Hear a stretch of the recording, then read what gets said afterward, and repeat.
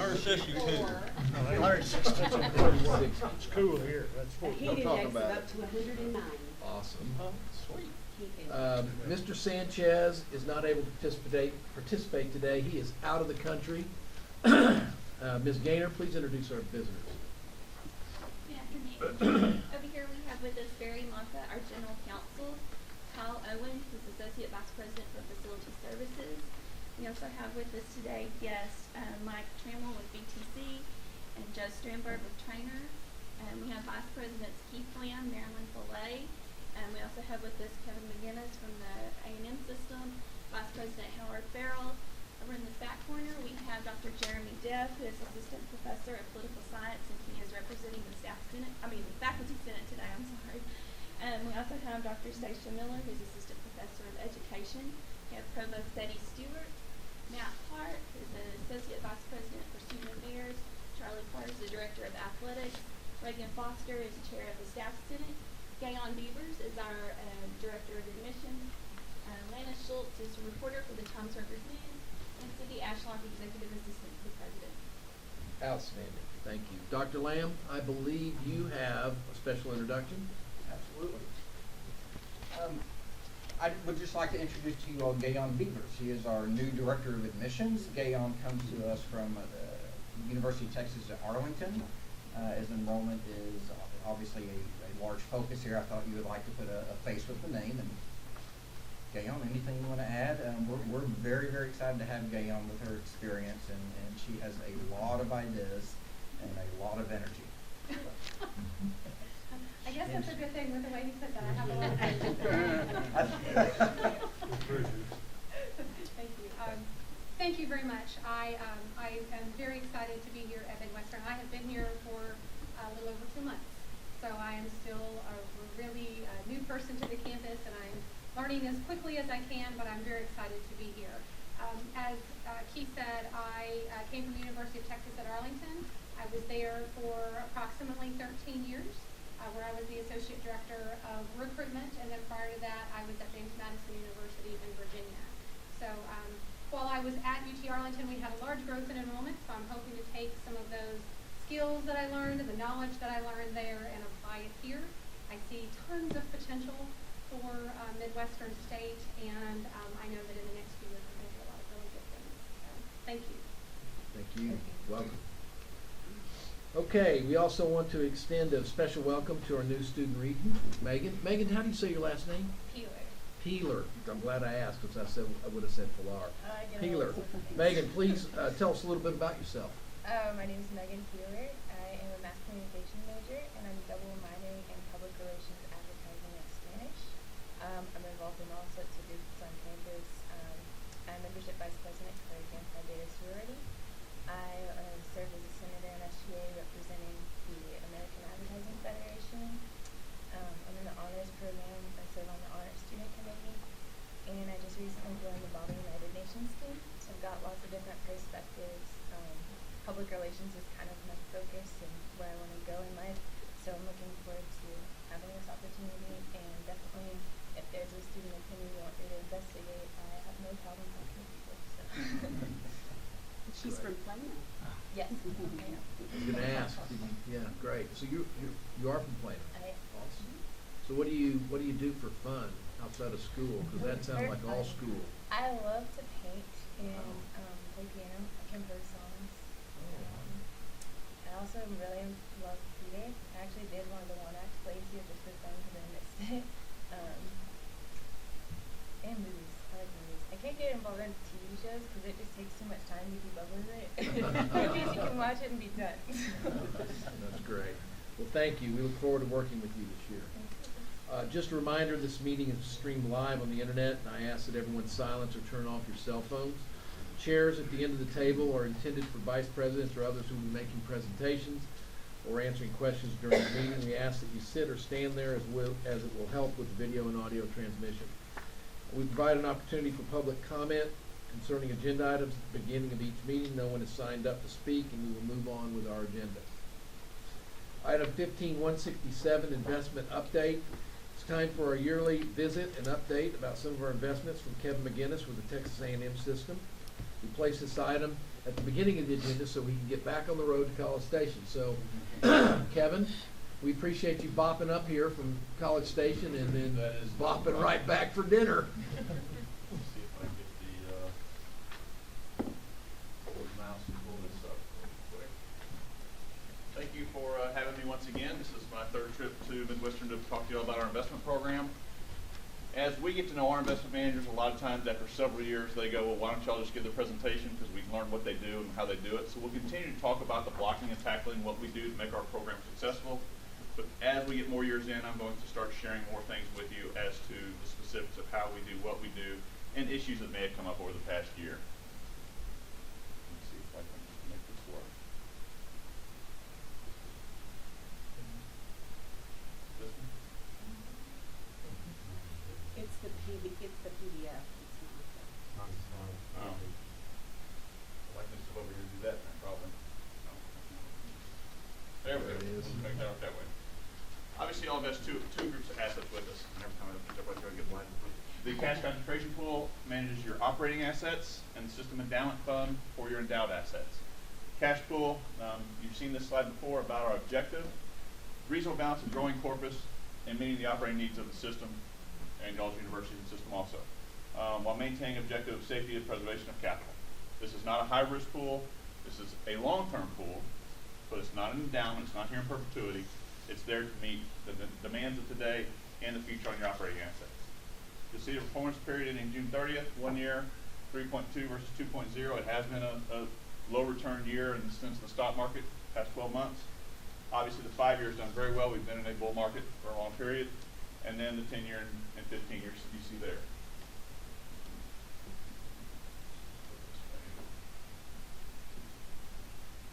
Cash concentration pool has an asset allocation, once again, well diversified, fairly conservative, more aggressive than most institutions of higher education, but based on our reserves and our size, we can afford to do this. Short-term portfolio is that cash, that's your daily needs. Y'all manage your daily needs here. We do not manage your daily needs, we're a monthly access for y'all. Liquidity pool is a 1 to 5 year fixed income investment. That is, once again, when you need money in a hurry, that's liquid assets, fixed income we pull from. Fixed income, longer term, domestic equity, international equity. And this is the biggest differentiator is absolute return. We do have absolute return assets in this pool. Long, short equity, opportunistic, seeking to basically make T-bills plus 3% through time with lower volatility than the typical equity market. We stay very close to our asset allocations when we go back. We stay very close to those. We're not market timers. Next one, please. Y'all started with 21 million with us. We're now at 22.6. Unrealized appreciation of 880,000 and market value of 23.5 million. Here's where I'll give you a little bit of color on this asset. Actually applies to both of them, but I'll talk about it on this one. We do not make this investment decisions based on cash payout. We make investment decisions based on manager performance, asset allocation, and where we expect the market to go. We had a manager that 5 years we've had them, they're a value manager. And when the market is going like this, value managers typically underperform. Absolutely, they make good returns, 13% over the 5 years. Relative to their peers in the index, they lag. So we put them on our watch list, and we start watching their performance. Oftentimes with value managers you hear, our companies are great, it just hasn't been realized by the market yet. And so we put them on watch, we continue to watch them. And we don't always move at 5 years, but we just start to say, okay, where is this going? We can see their companies are moving up. We can see the market starting to realize the value of these companies. At the same time, other clients were terminating that manager. So it got to a point where we were more of the assets in this approach for that manager than we were comfortable being. We don't want to be more than 20% of a manager's assets under management, because then you run into structural issues, keeping your talent because you don't have the revenue to take care of them. So we ended up terminating this manager, even though we did see some recovery in the performance. And I think they will continue to be a good manager, provided they can keep their asset base. But we didn't want to be the last one out the door. So we terminated them, hired someone with a little more substantial size. Once again, people, philosophy, and process. Can they repeat it? We moved to another firm. Now, I said a while ago, we do not do things based on income. We do things on total return. But when we terminate that manager, they liquidate all their assets. When they did, obviously 13% over 5 years, they have a pretty good unrealized gain that is now realized. We distribute that to you. So for the end of July, which you won't get for another week or so, the statement, you'll end up with about $100,000 in extra income from these capital gains. Now, I bring that up for two reasons. One, yes, it'd be very nice to say, yeah, we have something to do with that $100,000. But the other reason is, if the market turns and we start having managers that relatively underperform, and we have to terminate one that may have losses, it's going to impact you the other way. So we always advise our CFOs and our CEOs and our boards, wise to put some of that money aside for the rainy day. Whether the rainy day is a financial market correction or something else, it's good to do that. That's why we have a spending policy on the system endowment fund. But once again, it's a nice free gift, $100,000 to be hitting your income account save it for July, you'll receive it in August. Any questions on that? That's kind of how we look at things. We really take a deep dive into that manager and say, why are they underperforming? Can they turn it around? But even sometimes when we get convinced they can turn it around, there's a structural problem that's taking place because they lost too much in assets from other people saying, we're getting out. Basically had to part ways with a manager that we still value, just not for us. Next one. The other account, system endowment fund, you all know what an endowment fund is, perpetuity. Be here long after any of us are still here, even our student regent. We'll be here a long time. So we are seeking to appreciate it over time. To do that, we have a payout policy, restricts how much we pay out, makes it predictable for our chair members. When we first instituted it, it was very difficult. And you'll see our returns. Once again, a more aggressive allocation, 1 year of 5% versus 2.1 on the index. That was mostly due to energy investments and alternatives more so than the equity markets. And then 10-year, 15-year, and you can see the return there. We had a good run. Next slide, please. Allocation, very similar to the other one, except for the fact you'll see far more in equities and international equities on this. You'll also see a line item down there for private equity. That's our longer-term investments. And that includes, that and real assets includes things such as private investments in high tech, includes timberland, energy, a wide variety of investments. On real assets, one I'll share with you is our timber investment. 6-7 years ago, when the government started printing money, everybody started thinking inflation was coming. So we made a small allocation of timberland. Well, timberland's gone nowhere because housing starts haven't truly recovered. That's one that we're at the end of the term. At the end of the term for that investment, you have a choice of extending or going ahead and marketing the asset and selling it. We're on the advisory board through a series of calls. The manager, of course, wants to extend. The advisory board, including us, decided we're not going to extend. So we'll be liquidating that asset sometime in 2016. The covenants of that investment vehicle are such that they can't extend without our approval. We did not approve it, so we'll be terminating that in 16. See $11 million, $11.9 million. Rose to 12.1 in the year we've had this one. And the units and the payout. Payout is predictable. You can see our estimates. It's going to hit that based on the number of units you may buy in or sell. It's going to be very close to what we see there. And I'll talk about payout on the next two slides. We pay out 5% on a 20-quarter rolling fiscal quarters. So that's kind of how we smooth that payout. Once again, in the past, years ago, we had it more volatile. Chairs would get a bunch of money one year and no money the next, and so it became a problem. And we're thrilled we put this in place, but they get used to it because you can see the market value per unit is going up. As we roll off 2007 correction, 8, 9, 10, start replacing with 625, you'll see on the next slide the income's going to go up. So you see 2014, the last 20 quarters, basically 5 years. So we had 07, 08, 09, 10, made it 0.06556. Now we're up to 0.070265. Once again, we smooth that out. If we had done a straight payout based on market value, it would have been all over the board. And so this helps our shareholders. Is there another one? Sure, might be done. Investment pool comparison. This is what I talked a little bit about a while ago. Growing corpus, meeting operation needs, and preserving capital in the cash concentration pool. That's what it's all about.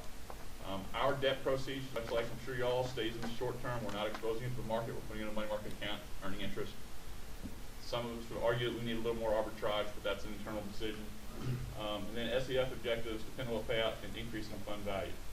So you see we're long-term fixed income. There is no short-term investments in the endowment fund, and there are no 7-year lockup real assets or private equity investments in the cash concentration pool.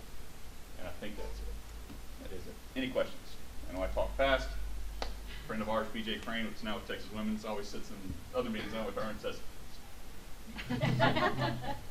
so, and I had never heard last night, she said, feel like it's going to take a slow down.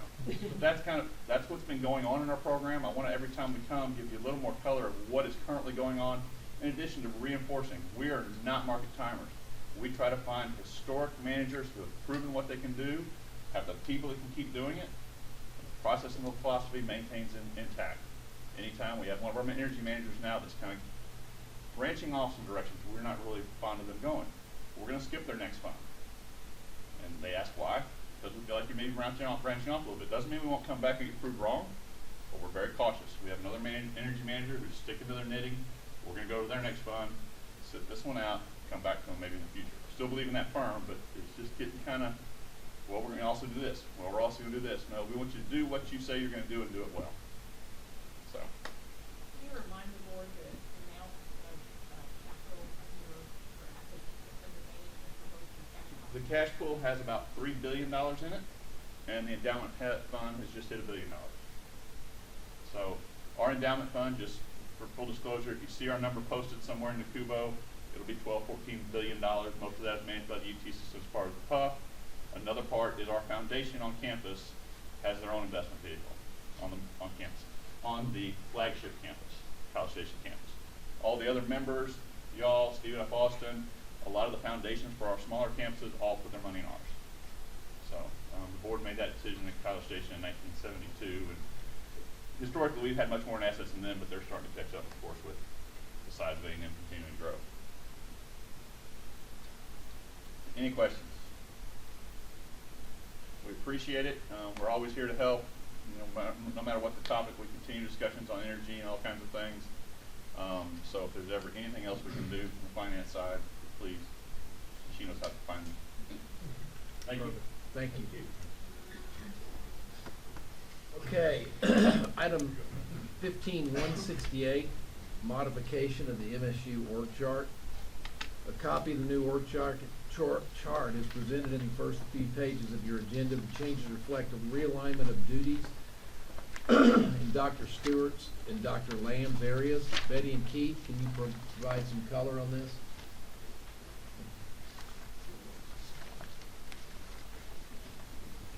Yes, in the area of academic affairs, we have split one position. Our Associate Vice President for Academic Affairs and Graduate Dean has been reorganized to an Associate Vice President for Undergraduate Education and Assessment in our graduate school. And we're doing this because of our retention efforts, the first year seminar, getting our academic efforts better aligned with those of the student efforts so that we can do a better job of retaining our students. And in student affairs, Matthew Park, our Associate Vice President for Student Affairs and Dean of Students, also serves as the university's Title IX coordinator. And as a number of you are aware, that is an increasingly complex and difficult job that requires much of Matthew's time. And so our reorganization really has to do with taking a few things away from his reporting line and putting them directly to me to free up his time to address the Title IX issues that we are dealing with.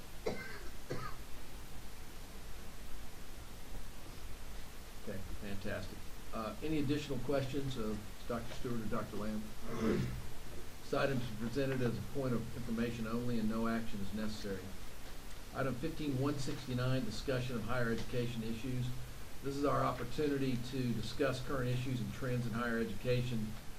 I really didn't have anything this week, but I do want to mention that one of the biggest topics going right now in higher education is presidential transition, and needless to say, we have a presidential transition in process. So I know that Dr. Rogers and Dr. Shipley have had a number of conversations. Dr. Shipley's had a number of conversations with a number of people on campus. I think one of the keys in any transition is robust communication, and I think we've been doing a pretty good job of that. So I think that from a board position, our next board meeting will be first with Dr. Shipley, and it should be hopefully as smooth as silk. So we'll see. Anybody have anything they want to talk about here on this particular agenda item? Again, this is just really for us to have an opportunity to discuss any topics. Anything? Okay. Item 15170, MSU priorities. This item is an update on the administration's top 10 list for MSU. As you can see from the report, some of these items will be discussed later in the day, and the agenda contains information on other items as well. Dr. Rogers, do you have anything to add to this report? Just briefly, I will say we started this process earlier in the year. It's a way of grading our report card and taking a look at the progress we're making, and I think it's a good exercise. We set as our top priority, of course, the campus master planning that we went through. I will quickly review some of the things that we've accomplished. I'm delighted that our new parking lot that will park about 289 cars is looking great. It's in a great location.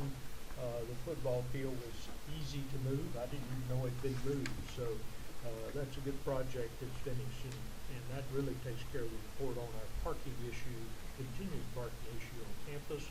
The MassCom addition to Thane is in the planning stage, and look forward to that project starting.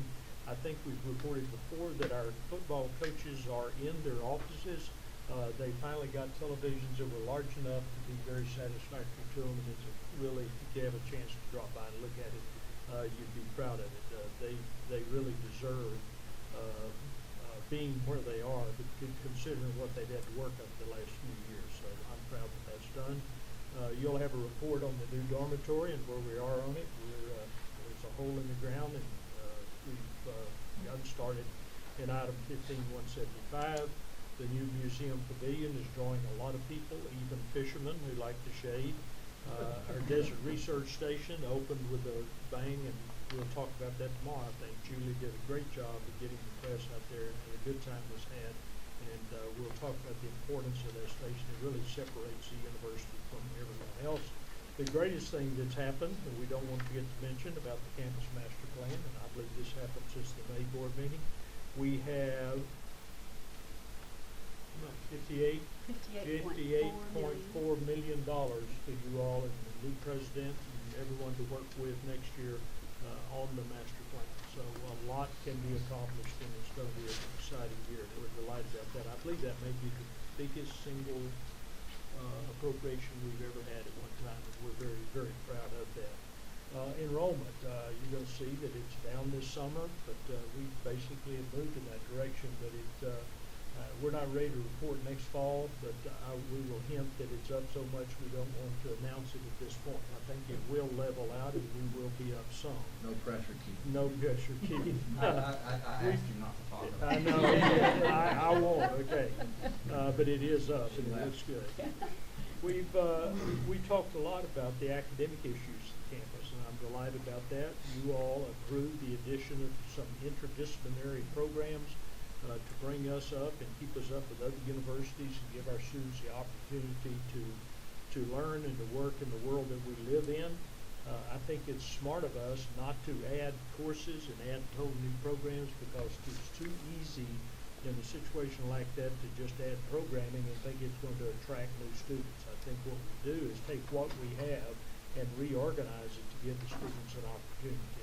Those programs will be starting, the ones that you approve this year is going to be kicked off this fall, and I'm looking forward to that. If I could, a moment, just to give you an idea, because there's been some good questions asked about this from the board and some comments. This is one of the central obligations of the university, and that is to move on beyond those things that are no longer of great use or importance, and to follow what is happening. A great example of that I'm close to is the fact that when I went to school and majored in chemistry departments did not even teach biochemistry. With the development of so many breakthroughs and the development of our knowledge of DNA and genomes and so forth, the whole field is centered around that subject now, and our biochemistry program will be opening next fall. It's a great preparation for medical school and dental school and graduate school and points beyond, because there's so many areas that depend on those breakthroughs. And I just think it really, I guess in geologic terms, hadn't been that long since we didn't even teach the subject in those schools. Let me skip down and tell you about the Lone Star Conference. We should all be very proud. It looked like for a while that during this year that we were going to lose the Lone Star Conference, the longest existing conference that I know of in the country. The Lone Star Conference is now quite healthy. We've made some great moves. We have a balanced budget with even a surplus built into it. We have a new commissioner, Jay Pointer. He's a young man, graduated from SMU, played basketball at SMU. We went on a national search and ended up hiring Jay. He was right under our nose all along. And I've been very, very impressed with him. Our football tournament will continue. It's profitable. We've shortened it. It'll be for one day this year on September the 19th. There will be 3 games played, 6 teams involved, and Midwestern is one of those teams, and Charlie will talk to you about that in his report. We play Eastern New Mexico University. So things have really turned around for Lone Star Conference. Of course, one of the major things that's happened is we've had 2 schools enter full-time, UT Permian Basin enter the conference full-time, UT Permian Basin and Western New Mexico, and Panhandle State enters as a football playing partner in that, and that's made a lot of difference to the university. As far as, let me skip down quickly, financial planning, we're going to present a budget today. When we started working on this budget last fall, it was very difficult, but we had a pretty good legislative session. I think we've made some good changes, and I'm very proud of the budget we'll present to you today. I don't want to oversell it to you, but we have a balanced budget. So we did a lot of financial planning.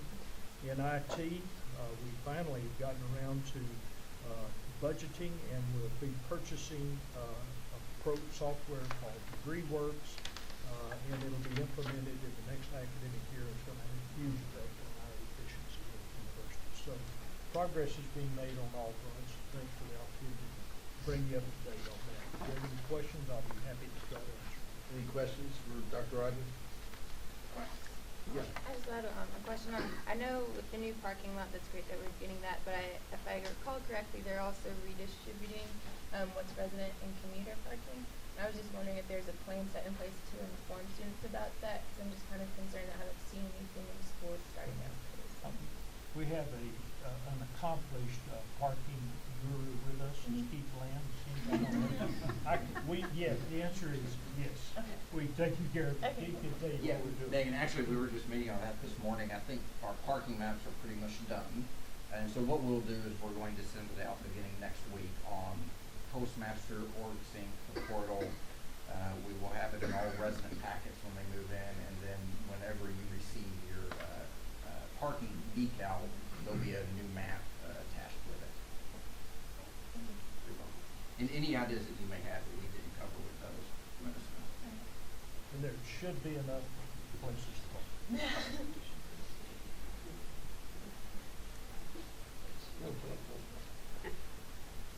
Megan, you're going to get a new sticker that will answer all those questions. Any other questions? This item is presented for information only and no action is necessary. Item 15-171, board resolutions. We have 2 resolutions that have been prepared and were previously submitted to the board for your review. First resolution recognizes Jesse Brown for his service as our student regent. Jesse, is Jesse in here? There he is. Jesse, we really do appreciate your service to Midwestern in this capacity and look forward to working with you as the SGA president. I think this is the first time we've ever had the transition from student regent to SGA president. It is. So we get 2 years of you. Awesome. No, we're looking forward to it. Yeah. So again, thank you.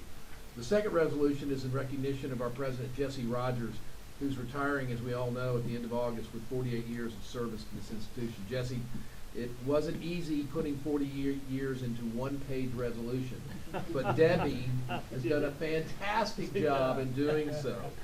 Thank you.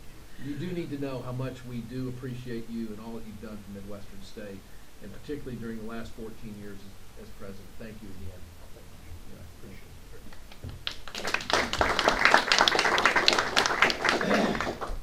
it. Is there a motion to approve these items? So moved. Second? Second. Any other discussion? All in favor? Aye. Motion carries. The resolutions will be passed around for your signature. I think we've already done that, so we're in good shape there. Our next item will be discussed in executive session later this afternoon. The committee of the whole stands in recess until that time. We will now move into the regular committee business. The first item is the executive committee. Executive committee meeting will now come to order. Members of the committee joining me today are Mr. Bernhardt, Mr. Bryant, and Ms. Burks. Our first item is 15174, approval of the minutes of the executive committee meeting May 14th. Are there any additions or corrections? If not, they will stand approved as presented. Our next item is we're going to skip down to item 15176, student housing project, to accommodate our guests who are here to answer any questions that might be put forth. As the board is aware, bids on the student housing project came back in higher than estimated, and the administration has worked with the architects and construction manager on value engineering options. I understand, Dr. Rogers, you're going to start the discussion, and then Dr. Lamb, you're going to finish it off. So, Yes, just a general overview, and you've heard this before. I think this may be, as far as the growth of the university and attracting students here, one of the most important projects we've done in many years. It's been in the planning stages a long time. We've started on it.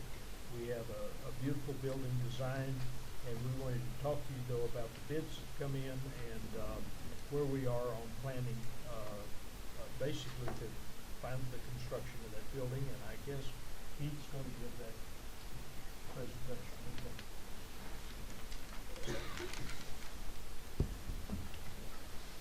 Good afternoon again. So as you all know, when we began this project, we employed the use of 3 different estimating firms. We set our budget at the highest of the estimates, and between that time and the time that we received our bids, the market shifted, the construction market shifted. Bids came in higher than expected, but I'm very pleased to report that after value engineering this for the last several weeks, we are within budget. We are on schedule for a September 1st, or I'm sorry, earlier than that, for a fall 16 opening to accommodate 500 students. I would like to really compliment the Midwestern group that's been working on this, Dr. Fillet, Mr. Park, Mr. Owen, and in particular with us today, who's performed yeoman's work on this, getting it within budgets, Mike Trammell from Buford Thompson, and Joe Strandberg, principal architect from Trainer Architects. And so that is essentially our report. We have engineered this to in budget, and we're on schedule. So the board received a package of information about this project. Hopefully you've all had a chance to take a look at it. It was a pretty big estimation miss, if you will. Again, as Keith described to you, the market kind of moved away from us a little bit, and I'm sure everybody's been keeping up with how quickly the market's moving right now, particularly in the DFW Metroplex area. So I'll leave it at that. If anybody has any questions, these 2 gentlemen are here to answer questions. If you want to ask them questions, Keith's here. As Keith, the one thing I really want to focus on here is that Keith and the rest of the administration have worked their tails off with these guys to get this thing engineered properly so that we can bring this thing in on budget. So I think they've done a magnificent job at getting there. But if you guys have any questions, please ask them now. Go ahead. The only thing that concerns me is I see that the landscaping was pulled and is going to be completed every time. And I know that was one of the main things that current students were looking forward to, because they're not going to be the ones living in the residence, but rather getting to enjoy the landscaping. Right. And also I feel like that's just kind of something that might hurt us as new students take tours. Right.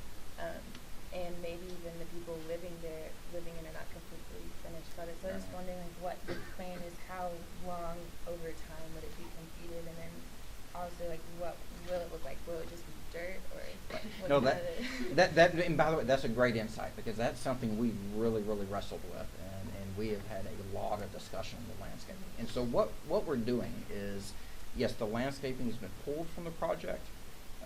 We are going to rebid that and pay for that over time with a different source of funds. So our anticipation is, when the project is open, there will be sidewalks, there will be grass, there may be some other features, and then over a period of 2 to 3 years, Dr. Fillet, add all the other things, the arbors, the study bars. There is always the possibility that as the project progresses, that funds are identified, additional funds within the project that we could shift into that. I do not want to build expectations that that will happen, but I think at a minimum, you're going to see the sidewalks, the grass, and then we can add over that over 2 or 3 years. So I don't want to put words in Keith's mouth, but when we were talking, and as I've looked at this, I think one of the things that we've seen them do, that the administration doing, I think they've done a great job, is identify the essentials and, you know, maybe look at the non-essentials in a little different light. I think I've asked a similar question, and one of the things I've tried to get across is, let's not ignore the non-essentials. Let's just make sure that we're getting the essentials done first, and then come back to the non-essentials. So that's great. And that's absolutely, no, and then you're right, that was very, very high on the students. And that's frankly, that's very, very important to us, because this project, as you know, is being designed to pull students out of their rooms into community spaces. And that's a very important community space to us. So, yeah, we've had a lot of discussion on that. Good insight. I would like to ask about the exterior. You know, obviously we want it to look very similar to what we already have. And brick is the preference, as we've talked before. The stucco, which would be our secondary option. Right. Do you know what the texture of that is? Great question, and I'm going to yield at this time to Joe Strandberg, our principal architect. Yeah, the texture is a more of like a sand type texture, so it's not a real heavy texture. You won't see a lot of shadows with that. It's much more of a sand type texture to it. It doesn't look like a siding. No. Okay, it's more. It looks more like plaster. Okay. Yes. It's Okay. smooth. Do we have an example on campus that's similar? Joe, is the rear of the south side of the wellness center, is that a similar treatment? Are you familiar with that building? No, I'm not. Kyle, do you know? That's what I pictured. I don't know if it's. You talk about on the back side where the pool is? Yes. Yeah. Kind of a cream color.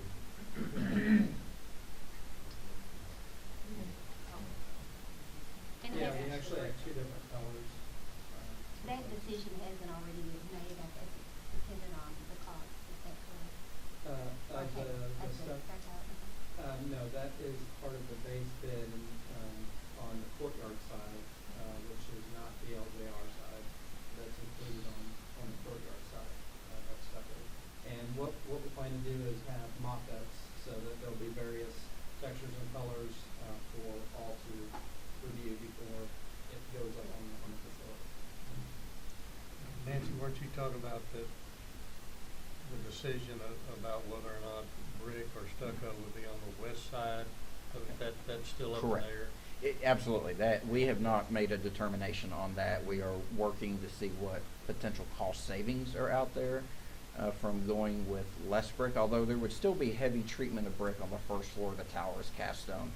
But we are looking to see the facade, if we use less brick, what types of money we could realize to put back into the project, possibly for landscaping or something else. And we do not have a good feel for that number just yet.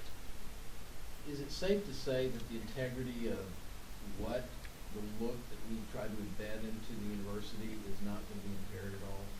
Correct. It will blend in. Regardless of what we do with the brick facade, it will blend in. It will very strongly identify Midwestern. And I will also add that one of the things that I'm very pleased about is through this value engineering process, not only the integrity of the look, but the integrity of the function, and most importantly to me, the integrity of the student experience has not been altered with these reductions. Anybody else have questions of Keith or our guests? No? Okay. This item is presented for information only and no action is necessary. Thank you, guys. We really appreciate you coming. Yes. You showed a big commitment. Appreciate it. Thank you. Thanks for your work. Appreciate it. Good idea. Thank you.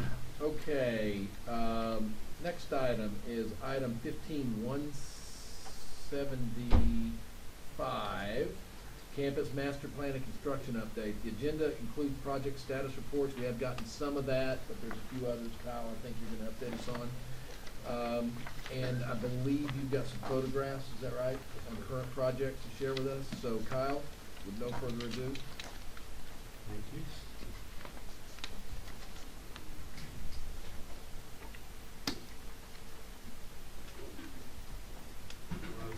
What has become customary at these meetings, we'll show you some pictures of the latest construction projects.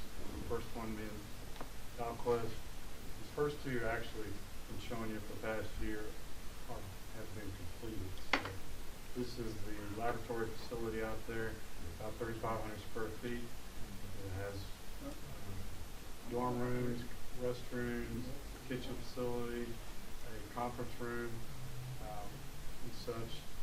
It's really got all the comforts of home in the middle of nowhere. Got running hot and cold running water, sewer system, electricity, even has satellite internet service.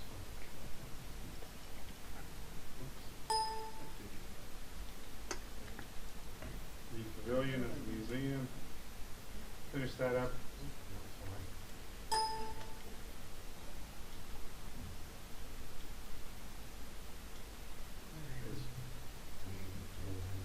Has been completed. There's about 99% of it's completed. The minor scope additions, a door, museum, few punch list items, and for all practical purposes, it's through. The student housing project, this is a rendering we're talking about the stucco in the first few floors. This isn't the exact, we had several different iterations. Roughly what it looked like. This is what it looked like for the last board meeting. Since that time, a little bit of difference. I've demoed all the concrete and actually removed about 3 or 4 feet of fill and put select fill back in. And just yesterday completed the building, 150 piers. So we're moving along well. So, there's this parking lot success. He's only an engineer. We got a glimpse of it. Fleeting. That's what it looked like at the last board meeting. That's what it is now. Actually, that was last week. A little bit progressed since then, and I would anticipate by the end of next week it should be open for business. Kyle, remind me how many spaces we picked up there? About 260. 260. So the net gain of about 50. That's it. Any questions? Great. Any questions for Kyle? The article in the newspaper about the Dallas was outstanding. Did you have, it sounded like you had a great time, and it was a good promotion, I think, for Midwestern as well. We did. Atlanta, thank you. We've been dreaming about that facility for 30 years. Never really thought it would happen. It's great to have it done just before I leave. I've had a special interest in it because of all my friends at the College of Sciences, but there are few universities anywhere that have an asset like that for their students. And it's a great way to recruit geology and biology students. And they just go out there and look. We usually have a major or a graduate student in that area. And the work that's being done out there, I won't go over it with you. There's a lot of research going on that's really very interesting. So rather than having to sleep out on the cot, our students can go and stay a week or two, and it takes a lot to do the work. So we're really very proud of it. It adds a lot to the university. And it was done with private gifts. And we're really grateful to the 4 families that contributed to the building of it. We are very proud of it. And it was a lot of fun. We'll talk about it tomorrow. Julie arranged it all, and she did a great job. Fantastic, thank you. Next item is item, excuse me, 15177, Wichita Falls Museum of Art at MSU Advisory Board. The agenda contains the names of the individuals recommended for reappointment to the Museum Advisory Board. All the individuals have experience on the board. You'll notice that they have requested that Nancy be reappointed as board liaison until her tenure on the Board of Regents ends. Could I have a motion to approve these individuals as presented? So moved. Second? Second. Any discussion? We have a motion and a second. All in favor? Motion carries. Item 15-178, Wichita Falls Museum of Art at MSU, ratification of the session artworks. The administration recommends the ratification of the session of items shown in the agenda. As a reminder, the museum is catching up on a backlog of items that need to be accessioned. Could I have a motion to ratify these items as presented? So moved. Second? Second. Any other discussion? We have a motion and a second. All in favor?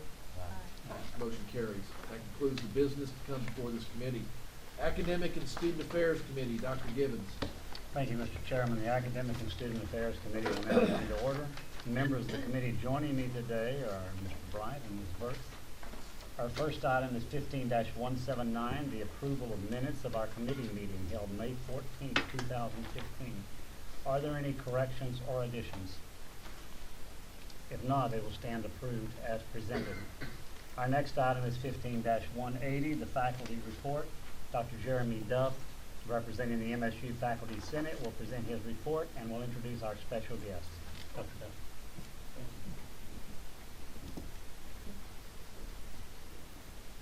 First, I'd just like to say that I've had Ms. Peeler in class a few times, and she is an excellent student. In fact, one of the better students I've had in the 7 or 8 years I've been here at Midwestern. So you guys are lucky to have her as a student. I'm going to start just with money. Why not? Everybody else does. Yeah. So I got my contract in the mail a couple of days ago, so I assume most of the faculty have gotten their contracts for the fall. And we just want to express our gratitude for continuing the raises from the Faculty Salary Enhancement Plan. This is the third installment of the raises, which actually completes the plan, I believe. And it's actually the third installment is the key part of the enhancement plan that for many of us offsets the losses that we took when summer money was cut. And so we greatly appreciate the administration and the board working with us to get that third installment. I know that budget times have been lean and so on, and so to have that completion of that was very important to us. Not to mention that with the increase that we've had in healthcare costs, having more money in our paycheck each month is very helpful. So we want to express our gratitude toward that. We've also wanted to thank particularly the administration for continuing to work with us in developing a strong communication relationship with the faculty. Over the last, I've been on the Senate for, I guess, 3 years now. We've had a number of big issues come up, including the faculty salary enhancement plan, the academic lecturer position that I think you guys are going to discuss later, and things like the outsourcing discussion that we talked about this last spring. And we've seen the administration make really great strides in trying to communicate things to faculty, being more transparent and open with what we're doing, and we greatly appreciate that. And there's been a number of things, too, that have come up where we've had to collaborate with Dr. Stewart, Dr. Lamb, and University Counsel, and Mr. Maka, and to the degree that some of those things even had to be maybe delayed a little bit so that the faculty could get full input and participation in those processes. And so we've been very appreciative of that, and I can say just in the few years that I've been on the Senate, I've noticed a very strong effort by Dr. Rogers and the administration to increase the transparency and the communication with the faculty. One other item, with the recent approval of the tuition revenue bond, the faculty in the Gunn College of Health Science and Human Services has expressed a desire to collaborate with the administration and the board on the design stage of that facility, and hoping to make it, where it can fit the needs of all faculty that would use it. Finally, I just want to express, and I'm sure we're going to do more of this today, but I want to express our appreciation for Dr. Rogers and his service at Midwestern. Like I said, as I've been on the Senate for 3 or 4 years now, it's been a joy to work with him, and I've appreciated his openness and desire to work with the faculty on the many different for difficult issues we've had to deal with over the last couple of years. And I'm sorry that we still couldn't work out baseball. I know it was very important to you. Important to me too. I'm a huge baseball fan. We talked about that numerous times. But again, I just want to say I found Dr. Rogers to be a very amicable person to work with, and appreciated him working with us and communicating with us and all that he's done to the university. We're also very excited to work with Dr. Shipley as she moves in, transitions to the new presidential role.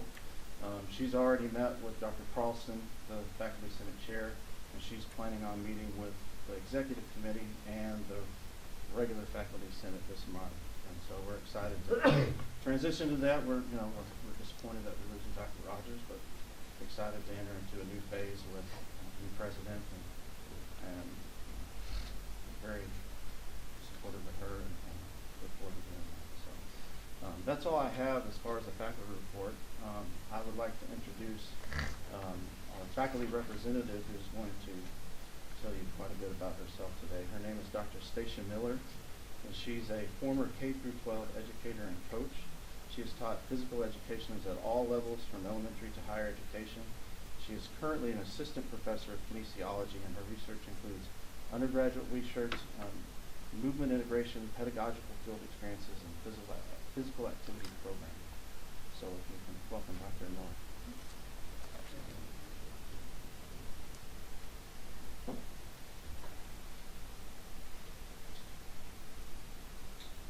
Good afternoon. It's an honor to be here representing the West College of Education and Midwestern State University. I am beginning my 6th year in service to Midwestern as a faculty member, but also have the distinction of being an alumni of this university. I grew up in Wichita Falls, and I went to Wichita Falls schools, Ryder High School for 2 years, and graduated finally from Holiday High School, finally like it was from Holiday High School. And like many of our students, I was a first-generation college student. I went on to enter the K-12 education system. As he said, I taught physical education, I taught some science, and I coached girls athletics. When I started my PhD, I always thought, what kind of university would I want to go teach at? I knew that I wanted to get into the professorship, but I knew that I wanted to do something and go somewhere that was similar to the experience that I'd had at MSU as a student. I valued the education that I received here, and I always have fond memories, and I feel that MSU contributed to the professional that I became. I remember having courses at this university that really did prepare me to become a good teacher, a quality teacher. I also had relationships with professors. They helped me get my first job. Thanks to them, I got to go to a school in the state of Texas that had the highest salary that year, thanks to their pushing for me. I also remember having experiences in the field, more hours than I actually needed, that really did prime me for the realities of teaching before I got into my classroom. And that first year of teaching, I really did feel prepared, which not all first year teachers say that. So, but I believe that I'd landed my dream job. I wanted to go to a place like MSU, and I ended up here. So I'm glad to be here. Life is full of surprises. I never expected to come back to Wichita Falls. I know that my family thanks you all for hiring me, and it was the pull of MSU that really did bring me back. So being here, though, I do think that this college, this university values the same thing that I do, and we're very student-centered and learner-centered. And I knew that as a student, but I do still know that as a faculty, and I see that. I believe in teaching for the purpose of learning. I believe that I'm a vessel for my students. I'm here so that they can become independent learners, and when they leave, I hope that they go out and that they can succeed on their own, ultimately, without me having to give them the answers all the time, right? And like me, so, many of the faculty in College of Education feel the same way. Many of the people across this campus feel the same way. And so it's wonderful to work with people who have the same values. I feel blessed with the colleagues that I have, the work partnerships, the community partnerships that I've been able to create in the last 5 years and be a part of. And I know that I'm always very motivated by the things that the people that I work with are doing. They motivate me to be a better teacher, to be a better researcher, and I actually feel that I've accomplished more in the 5 years than I thought I would coming here, because I was so nervous about trying to juggle the teaching, the research, the service, and how I was going to do that, having mainly been a teacher before. With that said, I believe that my research agenda, it has been very dictated by the students' needs, my students' needs, by my community collaborations, and also by my classroom, the learning that's occurring in my classroom, and a need to improve that and do the best that I can for my students. I've been lucky to be a part of the Eureka projects and the QEP, the Quality Enhancement Plan, from quite early on, and I've had several Eureka projects, and I've really learned a lot and changed my research agenda because of my involvement with Eureka. I now kind of approach every research project with how can I get undergraduate students involved, whether they work for me and take on an actual job, or they become part of the research team or help analyze the data or whatever. I'm always thinking about how do we get these students involved, because I enjoy it actually when they're there to help me with the work, and when it lends well to classroom discussion and transfers to what we're doing in class. So it really benefits me. I've had the pleasure of working with some amazing students, similar to this young lady's. And Mary Brady, she was the Hardin Scholar recipient this spring. She has been on 2 of my projects. We do movement integration research, and we're actually working right now on a textbook, an interdisciplinary textbook, and we just finished up an intervention project this last May, and she's been part of both of those. The textbook we're working with, there are myself and 6 other West College faculty, all from different disciplines, and we have about 7 students right now, undergraduate students. Some have come, new ones have come on, some have gone off. But we have about 7 undergraduate students, and they are each writing their own chapter about how to integrate movement into the classroom. So math classrooms, science classrooms, and so on. And really the students are doing all of the work. They're the ones doing the literature review. They're the ones writing the lesson plan. And it's interesting for me because this is my passion, and they're all taking it on with that fire that I would have had myself. And they're, like I said, they're really the authors of this textbook. So we're just there to mentor and help answer questions along the way. And then a spinoff of that is a project that I just did with Dr. Suzanne Lent this last May. And thanks to the West Foundation, we were able to get some funding to go to Jefferson Elementary. And we took 4 undergraduate students with us, and they became the teachers of some 2nd and 3rd grade classrooms. Very interesting to get back into the 2nd and 3rd grade after being gone for a while. But these students went in and they taught some traditional lessons, and then they taught some movement integrated lessons. And the purpose of this was we wanted to investigate, what impact our movement lessons had on student learning and student motivation at the elementary level in these young classrooms. And I think the greatest thing for me was when the seasoned veteran elementary teachers, one who had been in the school district for 28 years, complimented our undergraduates and talked about how poised they were in the classroom, how much the students loved them, and we're asking them for their lesson plans, and wanting to know, how do we do this? And so we excited them, kind of lit a fire under them, and so that was really rewarding for me. We're analyzing that data, so I'll let you know how that goes. And then I think another project of mine that is near and dear to my heart, we have hosted a summer camp the last 4 summers. We call it the BEAT Camp. Stands for Boosting Exercise and Activity Time. And Sandy Schauber and I, kinesiology faculty, we teach summer courses that are back-to-back. And so we started looking at this unique opportunity. So we have 4-hour blocks. What can we do? What can we make the students do to get field experiences? And so we came up with an idea to offer a summer camp. And again, thanks to generous funding from the community and from this university, we've received West Foundation money, we've received internal faculty grant money, and this last summer we received money from the Bryant Edwards Foundation to host this camp. And so we bring the kids in at the end of the semester for 1 week, and they get to come in, and our students lead the camp. They become the camp counselors, and they've been learning stuff all 3 or 4 weeks of the summer, and then they get to turn around and teach that to these kids. So it's a very valuable experience for them. But I think for me what's really awesome is getting to have these kids, because of the funding, we do it 100% free for the children. We've worked with Burgess Elementary and Southern Hills Elementary. We hope to expand. We just only have so much space and so many students, but we bring these kids in. They get bussed over in a full MSU shuttle. They get T-shirts and they get water bottles and all kinds of fun things.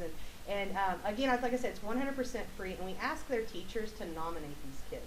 They're not someone we go pick, and they're not just the first kids to sign up, but they're the kids that the teachers nominate because of some need that they have. I think that last time I looked, over 50% of the children had never had a summer camp experience, so we were able to provide that for them the very first time that they came with us. they're always at the end asking, can we come back next week? When are we going to have this again? Will you invite me back next year? And even my MSU students who, they like class and everything, but they're ready for it to be over. But at the end of the camp, they're even kind of sad that it's over. One story I'll share with you that I think touched me probably the most over the last 4 years, a principal from Southern Hills came and visited on a Friday of the camp, and she came over to us and thanked us for having her children and her students. And she shared a story with one of the little girls and said that she hadn't seen the gleam in that little girl's eye in a long time, because she had been her parents had been going through a pretty ugly divorce. She was the eldest of her siblings and had really taken on a lot of responsibilities as an adult and had no time for herself. And she said it was amazing to see her with us at camp, laughing with her friends, playing, having a good time, and being a child again, frankly. And so it's those stories we usually don't even know about that, I had students tearing up when the principal was talking to us. So I think, my students were very touched by that and what they had been able to do for these kids. I could go on, and I won't bore you. I know there are many things to discuss, but I think, it's a tough act sometimes, juggling the teaching, the scholarship, the service.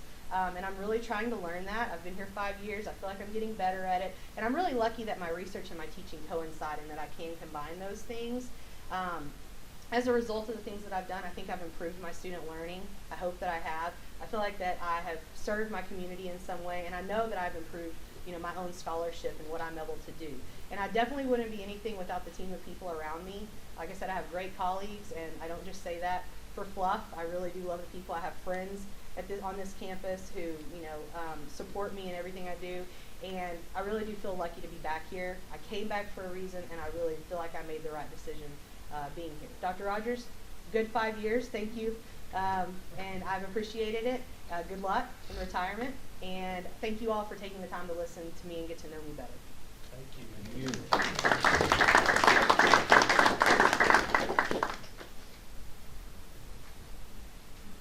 Thank you, Dr. Duffy. I think it really helps us as a board to hear what's going on, interaction with the students and the faculty, and appreciate why we're here. Our next item is 15-181, the staff report. For a good many meetings, we've had Mr. Dirk Welch present this to us, and we certainly miss Dirk today. I don't think he stepped in. We gave him a special invitation to come, but in his usual modest way, he declined and let others come in. But Ms. Reagan Foster is the newly elected chair of the MSU Staff Senate. Ms. Foster, if you'll present. Thank you, Dr. Gibbons. I was actually elected yesterday. So I had a long amount of time to prepare. I want to go ahead and pass around a list of the newly elected senators just for your record and just to know. I want to publicly thank Dirk for the last 4 years of being chair. He is a great proponent of the staff. He's a wonderful support, and he's an asset to this university. Dr. Rogers, your last meeting, you're always a champion for the staff. We appreciate you always having an open ear and being there for us. So I just want to truly say I appreciate you. In addition to myself, our newly elected executive committee, Angie Ray from Housing and Dining Services is the vice chair. You'll probably be seeing her. Sue Witherspoon is elected as our secretary and treasurer. She works for student development and orientation. And Newman Wong will continue on as our parliamentarian. Some of the things that we are doing, our mission in Staff Senate is to support our staff, provide an avenue for them to share concerns and questions. We are fully supportive of the compensation and classification survey that we have just completed. We participated in any way we were asked. We met with Evergreen Solutions. We attended all of the orientations and focus groups. We encouraged all of our fellow coworkers and people around campus to participate, to complete their job assessment tools on time, and answer any questions or concerns that they have. So those are some of the things that we are doing, and I appreciate you guys, and I look forward to working with you. Thank you. Well, thank you, Ms. Foster. We certainly look forward to working with you also. Item 15-182 is a student government report. Our report today will be given by our new student government president, Mr. Jesse Brown. Good afternoon. Chairman, committee, board, thank you for letting me have the opportunity to talk to you today. I just want to start off by saying I have just returned from D.C. I interned at the National Republican Congressional Committee for 2 months, and it was a great experience. Enjoyed it. I learned a lot. Had a lot of great experiences. And now I'm hitting the ground running right when I got back.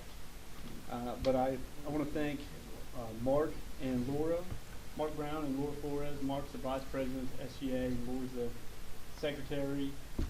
They have picked up a ton of my work since I've been gone this summer, and we're in a great spot moving forward for the fall, and it's because of them. And unfortunately, I couldn't be here today, but they are the heartbeat of SGA right now, and they've done a great job this summer. I'll go through them quick because I don't want to take up much of your time, but our SGA goals this year is going to be to expand the awareness and respect of SGA across campus. Our goal is to make SGA more visible and interactive with our students. We're going to have coffee socials, movies, picnics, picnic on Sykes Lawn, which we're pretty excited about, and we're going to do some handouts with community discounts for students. And our next thing, we're going to try to pass some legislation, some resolutions regarding a centralized tutoring center. There's a lot of students here that think that's a great need. We need a centralized place for all the tutoring to take place and happen. So we're going to be working on that this next year. As well as the tutoring center, we're going to try to do some leadership training and improve the leadership here on campus.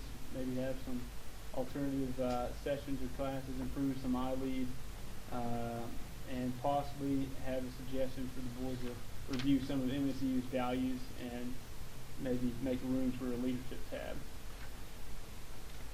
And lastly, we're going to work on redo the bylaws. Mark Brown this summer, like I've been mentioning, he's already worked on the bylaws, has us ready to go. That should be done pretty quick. So right now, this is our plan. Again, I want to thank Mark and Laura because we would not be in the position we were right now without their help and their work this summer. They are definitely the backbone. And lastly, I just wanted to leave a bit of information on the table for everyone here. I had the opportunity this summer to visit with Dr. Shipley, Shepherd University, about an hour away from D.C., and she was so kind enough to meet with me. I took the subway all the way out. She picked me up, and we drove around. We looked at Maryland, Virginia, West Virginia. She gave me a tour of her campus. I got to see their football stadium, their wellness center. Their student center has a bowling alley. That's pretty cool. Keep that on the back burner. So. And she actually ended up taking me to a going away party that some of the donors and members of their board were having for her. So I don't know if I was welcome at first at that meeting because I was telling people I was here to make sure they didn't convince her to stay. But everyone I talked to at that event had only great things to say about Dr. Shipley. No one had one negative thing to say. There was people tearing up when she gave her farewell address, and there was it was very emotional, and they did not want her to leave. She also was kind enough her and her husband were kind enough to house me for that night and help me get back to D.C. safe and sound without them throwing me in the pool like they wanted to. But it just speaks a lot, I think, for what they were saying, all the great things, that we made a great choice. She's going to do a fantastic job. She was very hospitable to me and took care of me when I was a long way away from home. So I just want to congratulate you all on your choice for the new university president. She's going to be great, and Miss Peeler here is a dear friend, a great person, and a wonderful student, and she's going to be a fantastic student board member. Thank you very much. Thank you, Mr. Brown. We look forward to working with you and with the student government. Our next item is 15-183, the athletics report. Our Director of Athletics, Mr. Charlie Carr, will present this report. Thank you, Dr. Gibbons. I'm curious that Jesse didn't tell some of the DC stories that really has made him a much more well-rounded president for this coming year. I'm sure they'll be coming forward. Athletically, I don't really know how to say this, except this was really not our best year. We ended up 60th in the Learfield Directors Cup. That is 20 worse than we've been in the last 4 years. That's 60 out of 330. Is that bad? No. But for us, the standards that we aspire, it really was fairly mediocre. And I'm sorry, that's just how I have to say it. Particularly in what we all, as our coaches and staff, decided with Dr. Rogers last year. We had visions of a national championship, team national championship, and we wanted them to go out on a really high note. He did. I think we accomplished a lot of things that we would have liked to. By the same token, we didn't come near what we had hoped to for you. We did have a national champion, which is really cool. Our last Regents meeting, we were a part of, in a lot of the discussions we had. Brenda Moore was out in Michigan winning the national women's golf Division II championship, individual championship. So we did get our first NCAA championship. This was a little unexpected and from a direction maybe that we weren't expecting. Our coaches did an amazing job this year, don't misunderstand me. And I have to say this, and you have to remember this. There were no NCAA violations. That's not funny. It's true. And that's not to be underestimated. It really is not. And there were no TRN headlines. Nothing against our visitors. So those two things are really important. We just never talk about them. And I'm equally proud of the things that go on in our programs. And that's one of them, the lack of those kinds of things. As Dr. Rogers mentioned, our conference is viable. It is actually strengthened. We have a strong Lone Star Conference now. And I have to again compliment Dr. Rogers. He was there when the bell sounded. Had he not been there, and I'm not being overly dramatic, he and our president of WT conspired, if you will, to help keep this together. And right now we are as strong as I've ever seen the Lone Star Conference since I've been 8.5 years here in Midwestern. So thank you again for that. We've added Permian Basin, Western New Mexico as full members. And quite honestly, we've traded a lot of travel for security. If that makes sense to you. We're a lot more secure now in our conference because we've added members. So we've got a lot of traveling to do. And sadly, we've got a lot of missed classes that we'll have to make. But we'll get there, thanks to a lot of people in this room and out. Wanted to remind you all, and again, if you will, pass those around. We have our welcome back dinner coming up on August 23rd. And some of you have already sent in your reservation. Charles Haley, 5-time Super Bowl champion participant, is our speaker from the Dallas Cowboys, of course. We have our season tickets on sale. September 6th, Truman State, first football game. And the first time in a long time where we will have 11 games. Thanks to some normal moving things around, Maryland has helped us make that possible. As I said, I don't want to expound too much on this, but it's been a good year for athletics. It's not been a great year. And I think everybody in this room needs for this to be a great year. We owe it to everybody in here, Keith especially, our new director of admissions. Sadly, we're the front porch of this university in a lot of ways that don't make sense. But we owe excellence, and we got to get there. We got to get a little better. In my role, my job, provide the resources for some great coaches and some great young people to represent you in a way we should. Again, appreciate you. And I promise you, next year will be even better. Thank you. Thank you, Mr. Carr. Item 15-184 is the summer enrollment report. We received copies of these reports just this last week, and copies are also included in the folder you have. We did have a slight increase in summer 1 enrollment and a decrease in summer 2.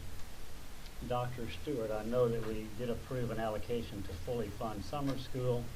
Perhaps you could discuss changes in the course offering that may have affected this, and then Dr. Lamb perhaps project the enrollment to the fall and talk about that.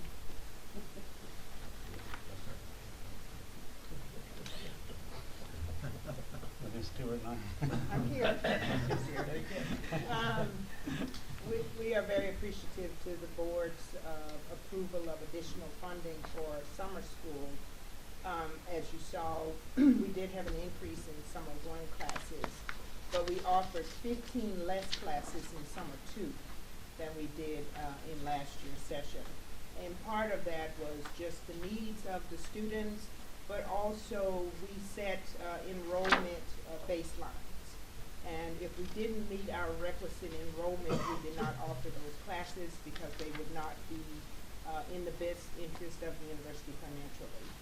So that was one of the reasons also that our limits, as you remember, were for the 1,000 to 2,000 classes, we had to enroll 15 students or more. And in the 3,000, 4,000 level classes, we had to enroll 10 students or more. So if we didn't meet those targets, we didn't offer those classes. And as a result, we taught 15 less classes this year than we did last summer. Good. I mean, a good explanation. Dr. Lamb, Sir? do you not want to project? No, I never want to project. I'm happy to do so. We, right now for fall enrollment, we're looking good. We budgeted at 5875, so we did budget for this year for a growth of 1 student, which we feel is conservative. Right now, and I'm going to say a few things because I need to qualify my remarks when I mention to you where we are at on new students right now. It's hard to compare apples to apples from previous years, and the reason is we have removed barriers. In particular, we have removed the cost barrier for students to attend summer orientation during the summer. And so while we are currently 17% ahead on enrolled new students, I don't believe it's an accurate comparison to last year because we have removed the cost barrier to attend summer orientation. So I believe that number will come back some as we go forward in time. Overall, we are including that 17% on new students, and that includes transfer and beginning freshmen. We are ahead overall enrollment by about 7.5%, 8%. Some of that will come back because of the different summer orientation structure. Returning students, though, we are ahead 4% on returning students, which I think is a very important thing to look at. Housing is full, including the 249 beds that we have subleased off campus, and we are now waitlisting students for housing. And so we feel good about meeting our budgeted enrollment for this fall, and we'll just see as the comparisons are difficult to do what happens from here the remainder of the summer. How many students are in the waiting list for housing? Not many at this time, I believe, in Matthew Park will have a better field, maybe 15-ish or less. Yeah, we've got 9 mills that we've not yet assigned a bed, but promised that we will, and then another 14 that are on a wait list with no guarantee. Males or just total? Just males, we still have about 14 female beds. Most of those are Killingsworth as roommates with the resident assistants. And so that wait list will grow every day until the school begins. Are there other questions?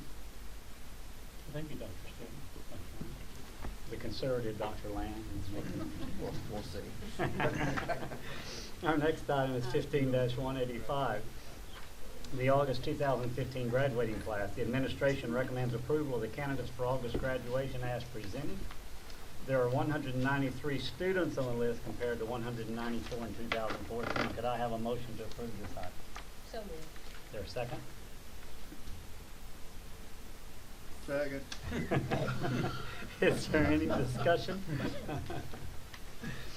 All right, we have a motion and a second. All in favor? Aye. And opposed? The motion carries. Item 15-186 is the realignment of academic departments.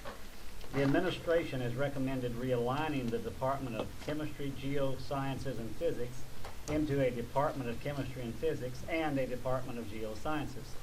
Dr. Rogers and Dr. Stewart, would you please comment on this I'll recommendation? comment briefly, then let Dr. Stewart go into this. She deals with it daily.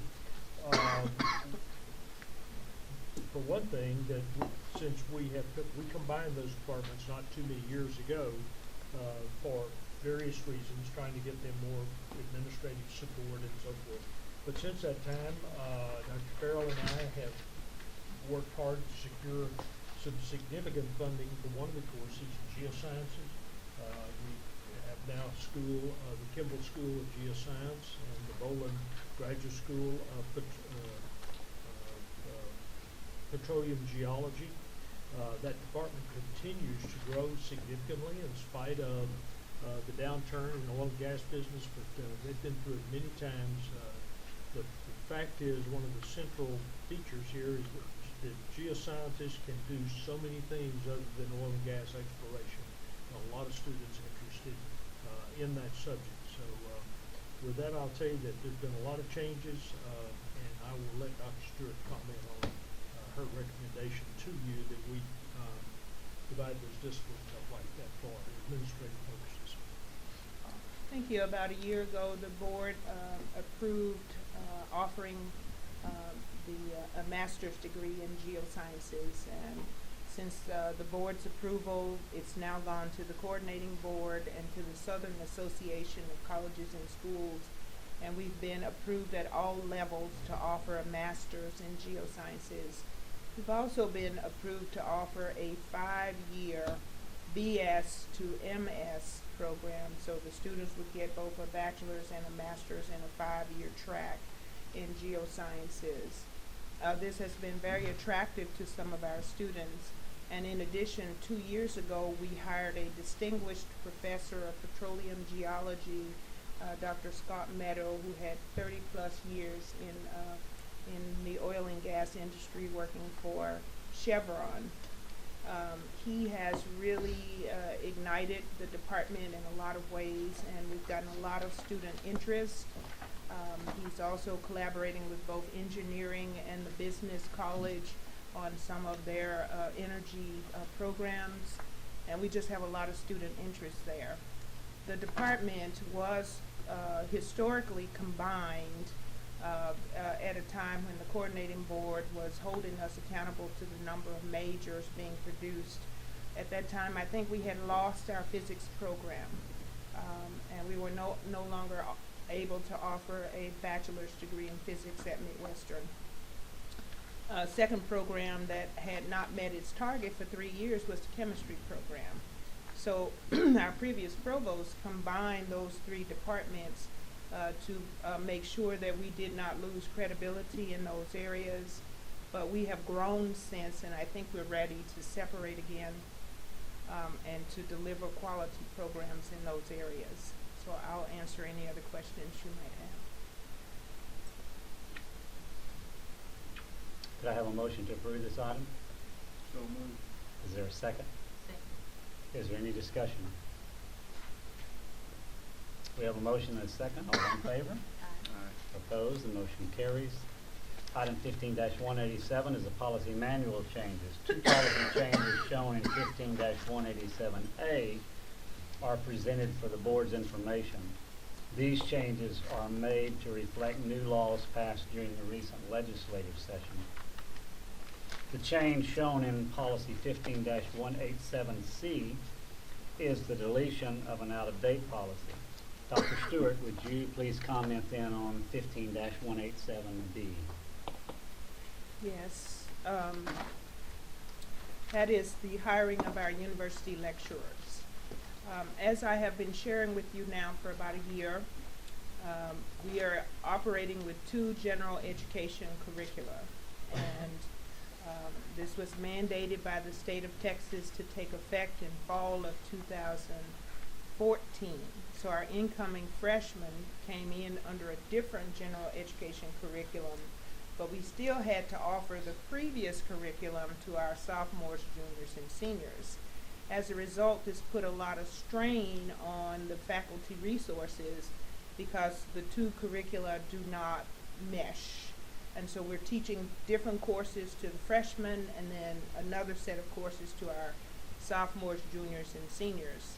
So we needed some help offering a number of sections because we had over 800 freshmen come in last year, and we needed some help. I felt the pressure for the faculty, so the deans and I had a retreat in January, and we decided that we needed some temporary positions, 1 year, but we wanted them to be full-time so that we could get a measure of quality. But we weren't guaranteeing those positions beyond more than 1 year, and we worked with the business office to give us a model by which we would be able to pay the salaries of those instructors without taking additional resources from the university. So we came up with the idea of having lecturers in our general education or our core curriculum in the subjects where we had bottlenecks, and that those were holding up the students from progressing in their majors. So we chose 5 lecturers to teach beginning in fall of 15, and then we met with the faculty senate and with the faculty to write guidelines about the work of these faculty. These are 1-year positions, no tenure track. They don't necessarily stay in the same department. If we have a bottleneck in a different area, we can take a position from an area which no longer has a problem and move that position over to that area. And we are going to review the necessity of these lecturers every 2 years. So what we're bringing forth is the policy by which we want to govern the usage and the need for these lecturers at the university. It is needed.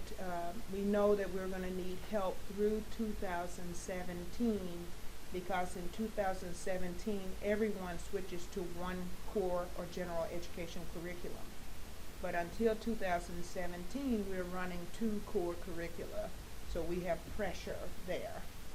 And this is the policy that's explaining what's happening. Before we discuss it, could I have a motion? Is there a second? Second. We have a motion and a second now. Is there any discussion? Is this unique? No, there are lecturers. This is a common title at larger universities where they have a lot of incoming students, but they don't have as many tenure track lines, so they're very common. Do you see the idea being expanded? You know, in this particular, is that done in other universities? It's possible that it could be. We will want to monitor our enrollment to decide whether or not it's needed here, and we're not looking to expand at the moment. But if we had a bump in enrollment, is this a potential way of satisfying that while we are assured by Dr. Lamb that that enrollment increase would continue or something? Yes, initially. I'm trying to filter yeah, out the fluctuation we might have. Initially, when we had this discussion, the deans and I had a retreat, I wanted 9 positions. But that was a bit much to come up with at first, so I settled on 5. So, yeah, it's possible, but we would really like to limit it to the general education curriculum, because these are master's level candidates. Well, I don't want to belabor it, but it would appear to me that this is an opportunity for some really top talent to come in who are in an interim state or transitioning, and rather than being lesser talent, maybe even greater talent, that come in on this interim basis. Is that true? Or? That's very possible. The English department has actually offered their positions to faculty with PhDs. The biology, political science, and mass comm offer their positions to people with master's degrees. And we have 3 of them who are coming from out of state to take these 1-year positions. And these are not called sabbatical positions? Okay. No. They're lecturers. But but the definition in higher ed is that they're 1-year positions. So everyone knows. Is there other discussion? We have a motion and a second. All in favor? Opposed? The motion carries. Item 15-188 relates to the awarding of tenure, and discussion will take place in closed session later in the committee and later in the meeting. Our committee, Mr. Chairman, would like to stand in recess until that time. Thank you, Dr. Gibbons. Before we move on to Finance Committee, Mr. Bernhardt, why don't we take a quick break and we'll come back and cover your committee next. Let's stay, come back, if you guys could be back by 3:15.